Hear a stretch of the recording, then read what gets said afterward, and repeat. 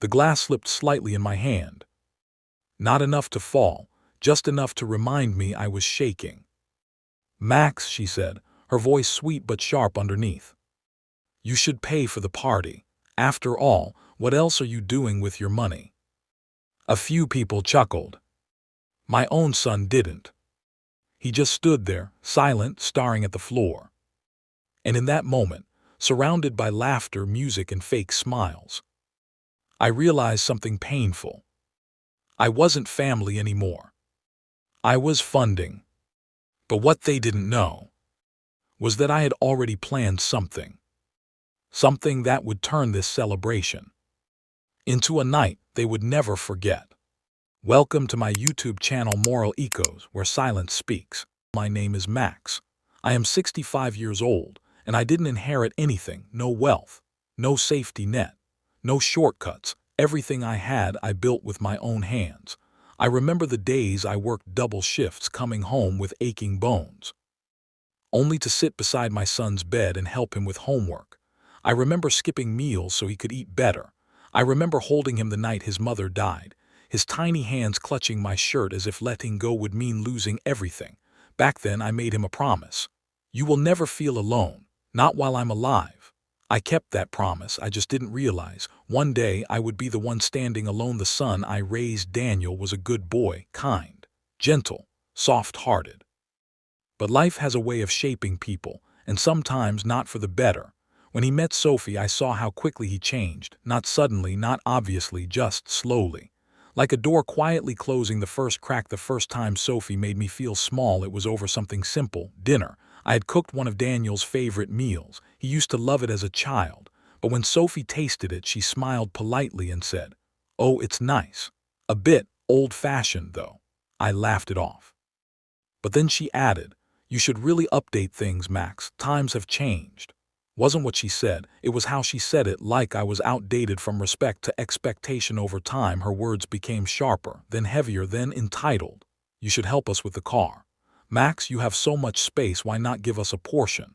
Max, you're not using your money anyway." Each sentence sounded like a suggestion, but felt like a demand. And Daniel, he never agreed openly. But he never disagreed either. And silence can be louder than words. The party proposal. The call came on a quiet afternoon. "Dad," Daniel said, trying to sound cheerful, "we're throwing a big party next week." "That's wonderful," I replied. "It's for Sophie's birthday and my promotion." "I'm proud of you, son." Was a pause, then Sophie's voice cut in. "Max, we've been thinking. Since you have savings, it makes sense for you to cover it." I felt my grip tighten on the phone. "Cover it?" I asked. She said casually, "The whole thing. It's not a big deal for you." A big deal. I looked around my house, the house I had built over decades. Every wall had a memory, every corner held a sacrifice. And yet to her, it was just numbers. The silent agreement. "Daniel," I asked quietly. He hesitated, then said the words that hurt the most. "I mean, it would really help, Dad." Help, that word, used so gently, but carrying so much weight. The decision I had already made. I agreed. But not because they convinced me. Because I was ready. You see, for months I had been watching, listening, understanding, and I had come to a realization. If you give without boundaries, people stop seeing your love. They only see your usefulness. I prepared quietly, carefully, without telling anyone. The night of appearances. The party was grand, more than grand. It was excessive. Luxury decorations, catered food, expensive drinks. Everything screamed one thing: look at us. Guests walked in, impressed. "Max, this is incredible. You really spoiled of the year." I smiled. If only they knew the moment that stopped time. I stood up, tapped my glass. The sound echoed through the room. Everyone turned. Sophie looked excited. Daniel looked confused. "I'd like to say a few words," I began. My voice was calm, steady. But inside, years of emotion were rising. The truth they were ready for. "I have always believed that family is built on love and respect." People nodded. Sophie smiled proudly. "Sometimes," I continued, "we confuse love with obligation." Her smile faded slightly. "And we confuse generosity with weakness." Now the room was completely silent. The reveal. I held up the folder. "This contains the future of everything I've built." Sophie leaned forward. Daniel held his breath.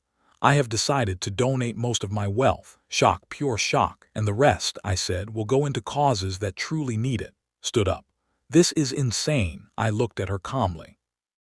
What's insane is expecting someone to give endlessly without respect in return. A father's breaking point. I turned to Daniel. My son, I never wanted anything from you, not money, not gifts. Voice softened, just respect.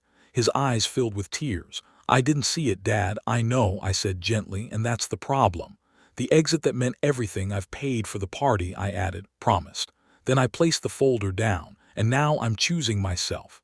I walked toward the door. No one stopped me, because for the first time, they didn't know how the aftermath days passed. Silence. Then one knock. I opened the door. Daniel stood there, alone, no pride, no ego, just my son. I'm sorry, he said. And this time he meant it a different kind of ending. We didn't fix everything overnight, but something changed, not in the house, not in the money, but in the way he looked at me.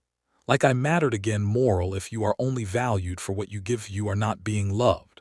You are being used. And sometimes, the strongest act of love is teaching people how to treat you. If this story touched your heart, don't forget to subscribe to the channel, because every story here leaves behind a lesson.